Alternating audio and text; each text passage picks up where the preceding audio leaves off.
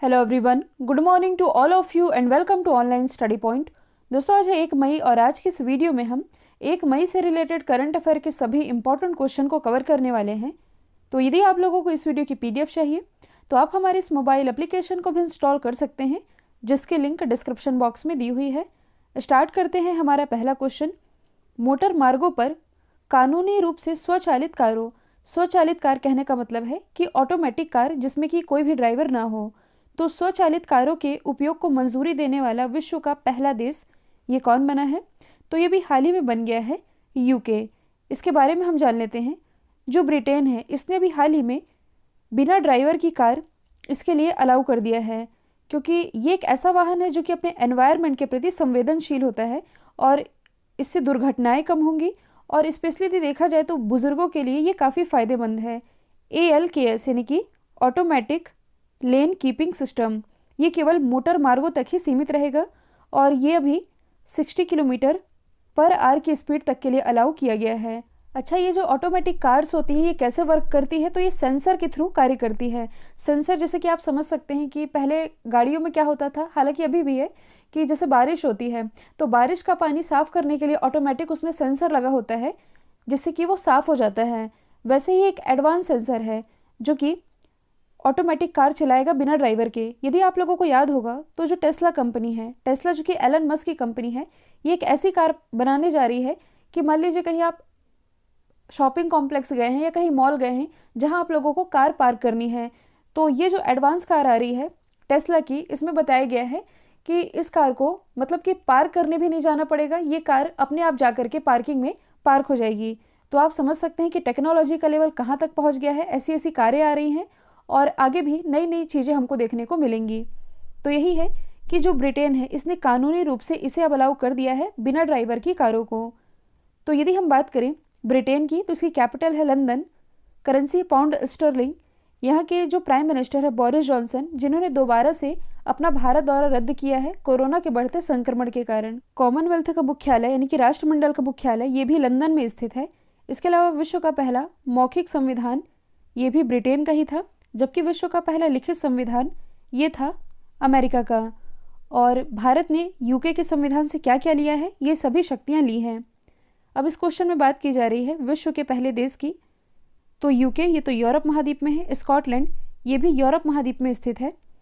और स्कॉटलैंड तो हाइड्रोजन से संचालित विश्व की पहली डबल डेकर बस ये स्कॉटलैंड ने ही लॉन्च की है। लग्जमबर्ग ये भी यूरोपीय कंट्री है जो कि पब्लिक ट्रांसपोर्ट को फ्री करने वाला विश्व का पहला देश बना है। अमेरिका तो अमेरिका की जो स्पेस एजेंसी है NASA, इसके द्वारा भी हाल ही में विश्व का सबसे शक्तिशाली रॉकेट जिसका नाम है स्पेस लॉन्च सिस्टम, ये भी लॉन्च किया गया है। अगला क्वेश्चन है, हाल ही में टाइम मैगजीन के 100 सबसे प्रभावशाली कंपनियों की लिस्ट में किस भारतीय कंपनी ने जगह बनाई है? तो हाल ही में जो टाइम मैगजीन है जो कि अमेरिकी बिजनेस मैगजीन है, इसके द्वारा टॉप 100 सबसे ज़्यादा प्रभावशाली कंपनियों की जो लिस्ट जारी की गई है, इसमें भारत की 2 कंपनियों को शामिल किया गया है। एक है बायजूस, दूसरी है जियो, यानी कि इसका राइट आंसर हो जाएगा both A and B। Times इसकी शुरुआत जो है ये 1923 से हुई थी। हेडक्वार्टर इसका स्थित है न्यूयॉर्क में। यदि हम बात करें रिलायंस जियो की, जो कि एक भारतीय टेलीकम्युनिकेशन कंपनी है, इसका हेडक्वार्टर स्थित है मुंबई महाराष्ट्र में। बायजूस जो कि एक एजुकेशनल टेक्नोलॉजी कंपनी है, इसकी स्थापना 2011 में हुई थी। रविंद्रन यानी कि बायजू रविंद्रन, इन्होंने इसकी स्थापना की थी, यही इसके फाउंडर और CEO हैं। और इसका हेडक्वार्टर कहाँ स्थित है? बेंगलोर कर्नाटक में। बायजू के ब्रांड एम्बेसडर कौन है? तो इसके ब्रांड एम्बेसडर है शाहरुख खान। जबकि जो वेदांतु ये भी एक E-लर्निंग प्लेटफॉर्म है, इसके ब्रांड एम्बेसडर कुछ समय पहले ही आमिर खान बनाए गए हैं। अगला क्वेश्चन है, ऑक्सीजन ऑन व्हील्स पहल की शुरुआत किस राज्य में की गई है? तो इसकी शुरुआत अभी हाल ही में हरियाणा के करनाल से की गई है। अभी है क्या ऑक्सीजन ऑन व्हील्स? तो न्यूज़ चैनलों में आप लोगों ने देखा होगा कि ऐसा बताया जाता है कि इस हॉस्पिटल में केवल इतने ही समय की ऑक्सीजन बची है, 1 या 2 घंटे की ही ऑक्सीजन बची है। तो जब ऑक्सीजन सिलेंडर की तत्काल ज़रूरत होती है, जब मरीजों की जान खतरे में होती है, तो ऐसे में क्या किया जाए? तो हरियाणा में ये जो पहल की शुरुआत की गई है ऑक्सीजन ऑन व्हील्स, इसके तहत 50 ऑक्सीजन सिलेंडर को एक ट्रक में भर करके रखा गया है। हालांकि जल्द ही से 100 किया जाएगा, फिलहाल ये 50 है। तो इन 50 ऑक्सीजन सिलेंडर को भर कर रखा गया है और इसके लिए एक नंबर भी जारी किया गया है कि किसी भी हॉस्पिटल को यदि ऑक्सीजन सिलेंडर की ज़रूरत होती है, मतलब कि ऐसे हॉस्पिटल जहां इमरजेंसी सिचुएशन है, केवल 1 या 2 घंटे की ऑक्सीजन जिनके पास शेष है वे इसमें कॉल कर सकते हैं और ये जो ट्रक है उस हॉस्पिटल को ये सिलेंडर पहुंचाएगी। उस हॉस्पिटल को जितने भी सिलेंडरों की ज़रूरत है ये उतना उतरवा सकती है और खाली सिलेंडर इसमें रख सकती है। तो करनाल जिला प्रशासन ने सरकारी और प्राइवेट दोनों ही हॉस्पिटल में मेडिकल ऑक्सीजन की निरंतर आपूर्ति को सुनिश्चित करने के लिए इस अनूठी पहल की शुरुआत की है जिसका नाम है ऑक्सीजन ऑन व्हील्स। यदि हम बात करें हरियाणा की तो इसकी राजधानी चंडीगढ़, मुख्यमंत्री मनोहर लाल खट्टर, राज्यपाल है सत्यदेव नारायण आर्य, नेशनल पार्क है कलेसर सुल्तानपुर। हाल ही में जो एनीमिया मुक्त भारत सूचकांक रिलीज किया गया इसे हरियाणा ने ही टॉप किया था और यहाँ गुड़गांव में बढ़ते हुए वायु प्रदूषण से निपटने के लिए यहाँ के मुख्यमंत्री ने प्रोजेक्ट एयर केयर की भी शुरुआत की थी। साथ ही हिसार से मुख्यमंत्री मनोहर लाल खट्टर जी ने एयर टैक्सी सर्विस की भी शुरुआत की है। अगला क्वेश्चन है 5वीं पीढ़ी की Python 5 air to air missile यानी कि हवा से हवा में वॉर करने वाली मिसाइल का सफल परीक्षण किसने किया है? तो इसका सफलतापूर्वक परीक्षण अभी हाल ही में DRDO के द्वारा किया गया है। इसका नाम है पाइथन 5 जो कि 5वीं जनरेशन की मिसाइल है और इसे इजराइल के हथियार निर्माता जिसका नाम है राफेल एडवांस्ड डिफेंस सिस्टम। अब इसमें आप कंफ्यूज नहीं होइएगा क्योंकि जो राफेल विमान है ये तो फ्रांस से आ रहा है भारत में और यह हथियार निर्माता कंपनी की बात की जा रही है राफेल एडवांस्ड डिफेंस सिस्टम। इसी के द्वारा निर्मित ये मिसाइल है जो कि एयर टू एयर वॉर कर सकती है। इसी का सफलतापूर्वक परीक्षण DRDO ने कर लिया है। यदि हम बात करें DRDO की, कई बार एग्जाम में पूछा जाता है कि भारत में DRDO की कितनी लैब हैं, तो ये हैं 52। इसकी स्थापना 1958 में हुई, हेडक्वार्टर नई दिल्ली में है, अध्यक्ष हैं G सतीश रेड्डी।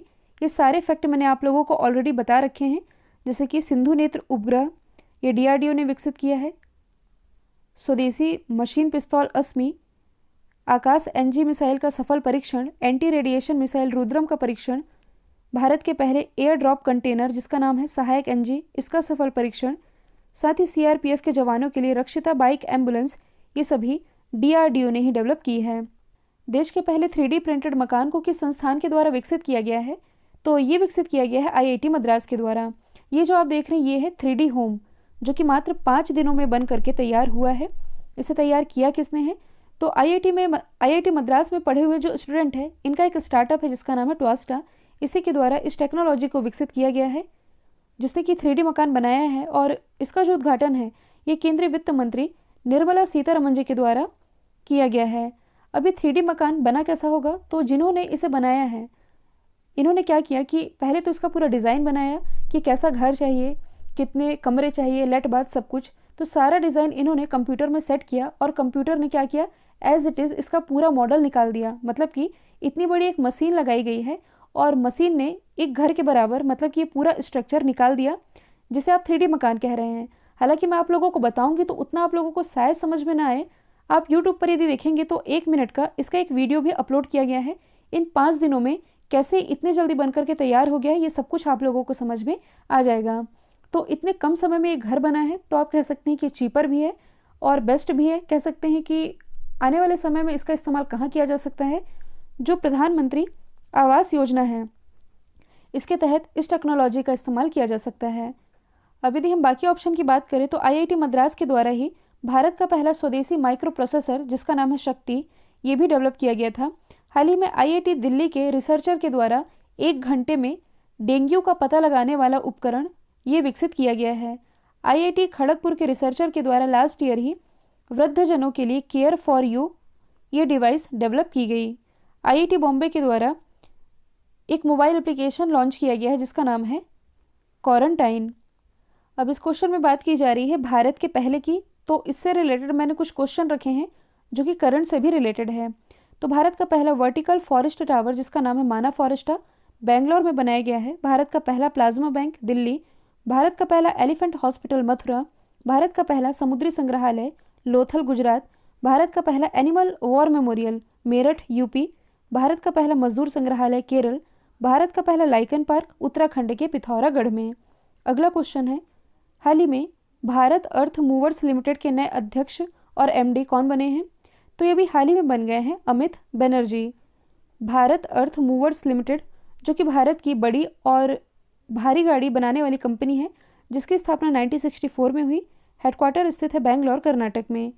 यदि हम बाकी ऑप्शन की बात करें तो संदीप कटारिया, ये भी हाल ही में बाटा, जो कि एक ग्लोबल फुटवेयर ब्रांड है, इसके ब्रांड एम्बेसडर बने हैं।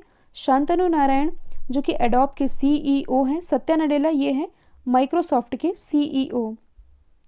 अब कुछ नियुक्तियों की यदि हम बात करें जो कि करंट से रिलेटेड है, हॉकी इंडिया के अध्यक्ष ये बनाए गए हैं ज्ञानेंद्र निगोबम, जो कि मणिपुर से बिलोंग करते हैं, और पूर्वोत्तर भारत से हॉकी इंडिया के अध्यक्ष बनने वाले ये पहले व्यक्ति भी हैं। हाल ही में लोकसभा के महासचिव ये बने हैं उत्पल कुमार सिंह। भारत के मुख्य सूचना आयुक्त ये बने हैं Yashvardhan Sinha. Steel Authority of India Limited की पहली महिला अध्यक्ष सोमा मंडल, और भारतीय जनता पार्टी के अध्यक्ष ये जेपी नड्डा बनाए गए हैं। अगला क्वेश्चन है, हाल ही में मंत्रिमंडल की नियुक्ति समिति द्वारा किसे वित्त सचिव नियुक्त किया गया है, यानी कि हमारे नए फाइनेंस सेक्रेटरी, तो ये भी हाल ही में बन गए हैं टीवी सोमनाथन। टीवी सोमनाथन, जो कि 1987 बैच के तमिलनाडु कैडर के आईएएस ऑफिसर हैं। यदि हम बात करें सुशील चंद्र की, तो ये भी हाल ही में भारत के मुख्य चुनाव आयुक्त यानी कि इलेक्शन कमीशन ऑफ इंडिया बनाए गए हैं, और इन्होंने स्थान लिया है सुनील अरोड़ा का, जो कि अब गोवा के राज्यपाल बन गए हैं। जीसी मुर्मू, ये हैं भारत के सीएजी यानी कि कंट्रोलर एंड ऑडिटर जनरल। अगला क्वेश्चन है, माइकल कॉलिंस कौन थे जिनका भी हाल ही में निधन हुआ, तो ये एक अंतरिक्ष यात्री थे। आप लोगों ने हमेशा से ही पढ़ा होगा कि चंद्रमा पर पहली बार कदम किसने रखा था, नील आर्मस्ट्रॉन्ग ने, और दूसरी बार कदम रखा था माइकल कॉलिंस ने, जिनका भी हाल ही में कैंसर के कारण 90 वर्ष की आयु में निधन हो गया है। एडिशनल तौर पर आप ये भी याद रखेंगे कि ये तो थे नासा के अंतरिक्ष यात्री। इन्हें चंद्रमा पर किस मिशन के तहत भेजा गया था, तो इस मिशन का नाम था अपोलो 11, तो इसका नाम भी आप याद रखेंगे। अगला क्वेश्चन है, आयुष्मान भारत दिवस ये कब मनाया गया, तो ये भी हाल ही में मनाया गया है 30 अप्रैल को। आयुष्मान भारत योजना के बारे में तो आप लोगों ने पढ़ा भी होगा, जो कि विश्व की सबसे बड़ी स्वास्थ्य योजना है, जिसकी शुरुआत 2018 में की गई थी, और इस योजना के तहत प्रति परिवार 5 लाख रुपए हेल्थ कवर प्रदान किया जाता है। इसे आप प्रधानमंत्री जन आरोग्य योजना के नाम से भी जानते हैं, और इसके तहत प्रति परिवार प्रति वर्ष 5 लाख रुपए तक का मुफ्त इलाज प्रदान किया जाता है आयुष्मान भारत योजना के तहत। तो आयुष्मान भारत दिवस ये मनाया गया है 30 अप्रैल को। अच्छा, 25 अप्रैल को क्या मनाया गया है, वर्ल्ड मलेरिया डे, और 28 अप्रैल को राष्ट्रीय पंचायती राज दिवस मनाया गया है। अगला क्वेश्चन है, देखिए ये वाला क्वेश्चन मैंने आप लोगों को 17 या 18 अप्रैल को ही पढ़ाया था, लेकिन यहाँ इसे मैंने रिवीजन के लिए रखा है। ई पंचायत पुरस्कार 2021, तो ये जीता है उत्तर प्रदेश ने, जबकि ई पंचायत पुरस्कार 2020 ये जीता है हिमाचल प्रदेश ने। पंचायती राज मंत्री ये कौन है, नरेंद्र सिंह तोमर।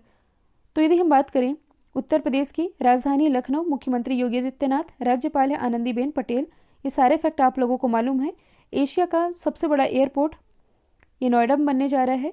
भारत का पहला लेदर पार्क कानपुर में बनेगा।